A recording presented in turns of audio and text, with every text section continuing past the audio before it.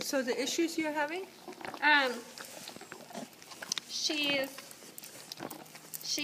It was hard getting her to accept the bit and Yeah. accept the bridle. She's really fussy.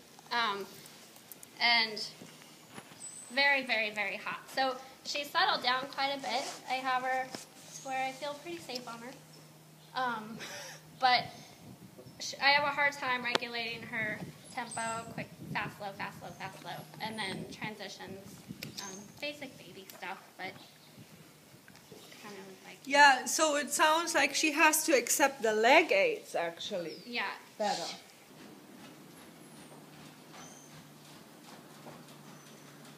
Good, the tempo choice you choose I like.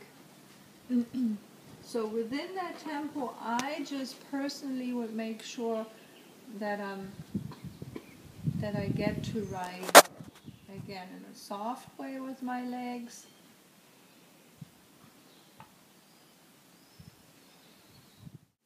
Good, and I see you're tactfully riding her with your hands to avoid and work with the fact that she likes to be a little bit fussy in the connection. So, but you're doing well in that regard. And think about to help the connection issue and also the relaxation that, you know, she's not so much ahead of the rider, that you also start to get her used to your directional balance, meaning that you can, you know, with a young horse, when you put your right calf a little bit on, that you feel some sort of yielding in the ribs from her. Yeah, exactly, to that right rein. So also getting her used to what a half halt means, leg to hand.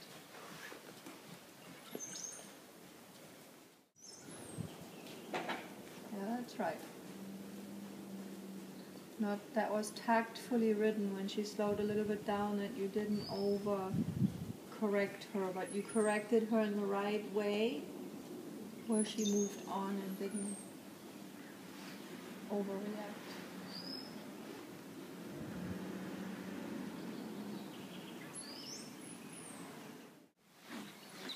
And she has to, I always like the young horses, always like them to figure it out by me taking care that they don't take evasions, but I want the horse to figure it out.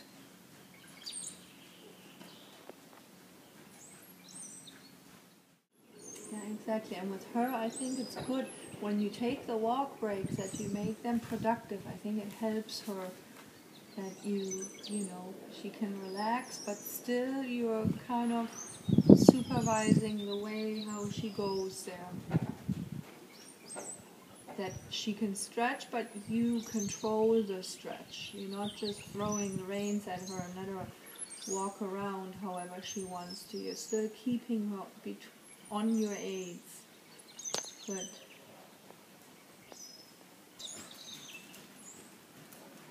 Sit.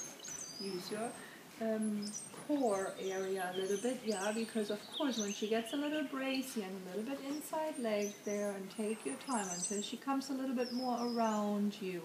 That's the only thing with this type of horse where you have to be, unfortunately, you know, you can't put your time frame on. I know you want to canter, right? Yeah. Yeah, and then it's kind of sometimes a little bit,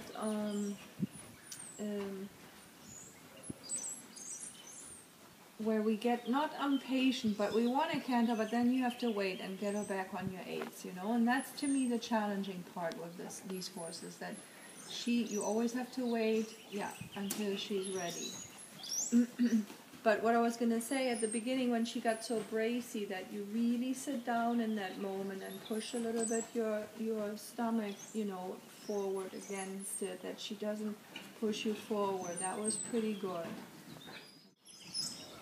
And that's all you can do. Ride it out, hands low, and when she gets bracy, yeah, exactly, she's gonna hit in some sense your hands, and she's gonna put pressure on the bit by herself. She's doing that. the second turn towards the rail, already in the trot, but in the canter even more. You have to start turning a little sooner. Yeah, that she's a little bit, exactly, make yourself use that outside leg while the inside stays on, so that she starts turning a little bit more properly. And it's just a little bit, that right leg there, right? Yes, good. And then you have to make sure you keep riding with that left leg forward so that she doesn't continue to turn, but that you have her nicely between both legs. And then do a little bit like a quarter line and see if you can just ride her a little bit from your left leg, riding the shoulders a little bit away to the track so you can start getting her, yeah, exactly, getting her used to how the leg and hand aids work together. Yeah, make sure when she speeds up that the leg stays in the original state of being on her body, not when she speeds up you take the leg off, because then if she's in the correct tempo and you put the leg on, you're at the same spot again.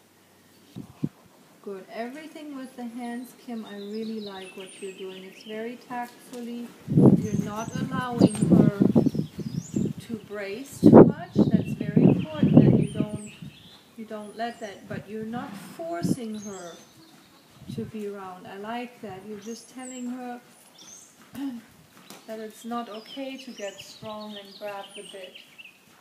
A little bit, appropriate to her age and her time under saddle, but a little bit of a yield and her ribs to the right.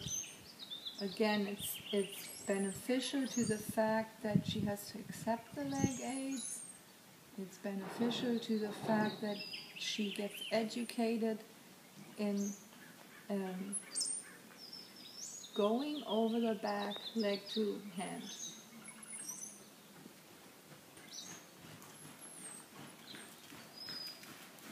Really good that you catch her in the right moment when she wants to take your hand and pull your hand forward, that you just calmly keep it back and say, no, that's not going to happen.